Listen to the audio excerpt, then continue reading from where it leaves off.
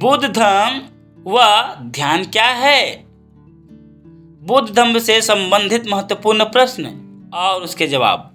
तो स्वागत है आपका मेरे साइंटिफिक हिस्ट्री स्टोरी चैनल पर। तो चलिए शुरू करते हैं। पहला सवाल, ध्यान क्या है?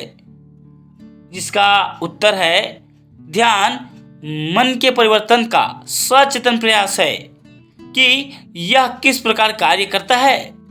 ध्यान के लिए पाली शब्द भावना है, जिसका आशय आगे बढ़ने से या विकसित होने से है। दूसरा सवाल, क्या ध्यान आवश्यक है?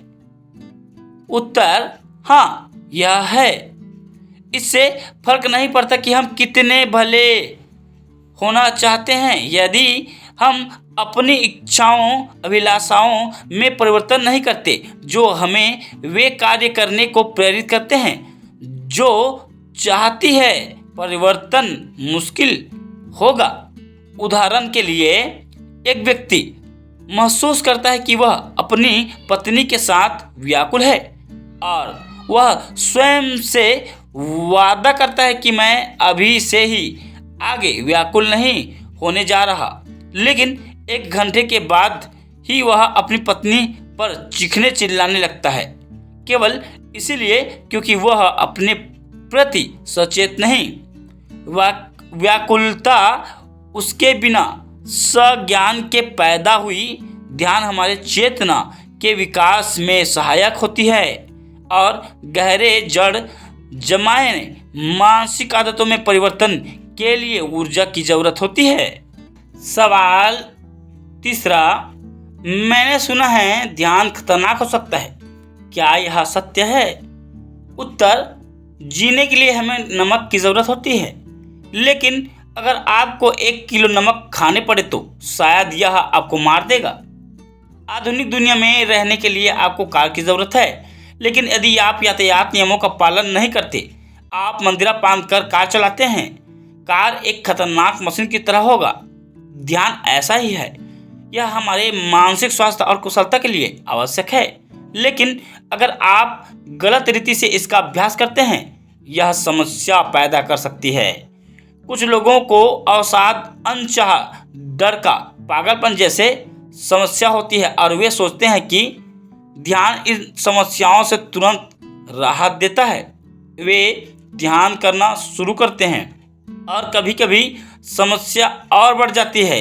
अगर आपको इस तरह की समस्या है तो आपको सबसे पहले विशेषज्ञ से सलाह लेनी चाहिए और जब आप कुछ अच्छे हो जाएं तो ध्यान का अभ्यास शुरू करना चाहिए। कुछ लोग स्वयं की सीमा से आगे बढ़ जाते हैं। वे ध्यान शुरू करते हैं और इसके बदले कि वे धीरे धीरे आगे बढ़ें, कम दर कम वे बहुत ज़्यादा ऊर्जा में ध्यान करते हैं, बहुत देर तक करते हैं और जल्द ही ऊर्जाहीन हो जाते हैं। लेकिन शायद सबसे ज़्यादा समस्या ध्यान के क्षेत्र में कंगारू ध्यान के कारण आती है। कुछ लोग एक शिक्षक के पास जाते और कुछ समय उसके द्वारा बताए गए प्रक्रिया से ध्यान करते हैं, फिर वे किसी पुस्तक में कुछ और पढ़ते हैं और उस प्रक्रिया को आजमाने का फैसला करते हैं। 1 सप्ताह के बाद एक प्रसिद्ध ध्यान गुरु उनके शहर में आते हैं और तब वे कुछ और विचारों का भी समावेश अपने प्रक्रिया में शामिल करने का फैसला करते हैं और कुछ समय बाद तो आशाहीन हो भ्रम में पड़ जाते हैं। कंगारू की तरह उछलना और एक शिक्षक से दूसरे शिक्षक के पास जाना या एक ध्यान प्रक्रिया से दूसरे ध्यान प्रक्रिया को आजमाना एक त्रुटि है, गलती है। लेकिन अगर आप किसी तीक्ष्ण मानसिक समस्या से ग्रसित नहीं हैं और अगर आप ध्यान और साधना सद्बुद्धि से करते हैं, यह सबसे अच्छी चीज़ों में से एक करने योग्य है जो आप अपने लिए कर सकते हैं। सवाल चौथा, कितने तरह के ध्यान के प्रकार होते हैं? उत्तर, बुद्ध ने अनेकों निम्न प्रकार के ध्यान प्रक्रिया बताई। प्रत्येक की अभिकल्पना किसी खास समस्या के निराकरण के लिए थी या किसी खास मानसिक अवस्था के विकास के लिए थी। लेकिन ध्यान के 2 सबसे ज़्यादा सार्वजनिक और लाभदायक प्रकार सचेतनता पूर्वक श्वास अनापान सती और प्रेम सहानुभूति ध्यान, मैत्री भावना ध्यान है। सवाल 5वां, अगर मैं सचेतन श्वास ध्यान का अभ्यास करना चाहूँ या करूँ, यह मैं किस प्रकार करूँगा? उत्तर, आप इस सरल क्रमों का पालन करेंगे। स्थान, आसन, अभ्यास और समस्या। पहले उचित स्थान का चुनाव कीजिए। शायद वो कमरा जिसमें ज़्यादा कोलाहल ना हो, मतलब हल्ला ना हो। शायद वो कमरा जिसमें ज़्यादा कोलाहल हल्ला ना हो और जहां आपको कोई बाधा ना पहुंचे। दूसरा, सुविधाजनक आसान आसन में बैठिए।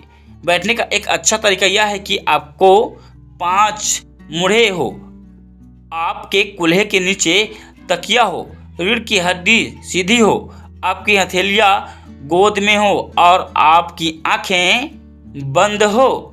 दूसरे तरीके से आप कुर्सी पर बैठ सकते हैं जब तक कि आप अपनी पीठ सीधी रखें। आगे वास्तविक अभ्यास स्वयं करना है, जैसे कि आप आंखें बंद करके कीजिए। यह अपने श्वास की गिनती करके या उदर के ऊपर और नीचे होने को दृष्टिगत होकर भी की जा सकती है। कुछ निश्चित समस्याएं और परेशानियां खड़ी हो सकती हैं। हो सकता है कि आप अपने शरीर में क्रोध से भर जाने वाले खुजली या घुटनों का पीड़ा अनुभव करें। अगर ऐसा होता है तो बिना हलचल किए अपने शरीर को विश्राम देने की कोशिश करें और श्वास पर ध्यान केंद्रित करें। आप बहुत सारे अनाधिकार प्रवेश कर रहे विचारों और श्वास में ध्यान हटने का अनुभव करेंगे। इस तरह की बाधाओं को पार करने के लिए धैर्यपूर्वक सूक्ष्मता से अपना ध्यान वापस श्वास पर लाने की कोशिश करें। अगर आप ऐसा करते रहेंगे, अंततः विचार कमज़ोर हो जाएंगे, आपका ध्यान प्रबल हो जाएगा और आप गहरी मानसिक स्थिरता और आंतरिक शांति के क्षणों का अनुभव करेंगे।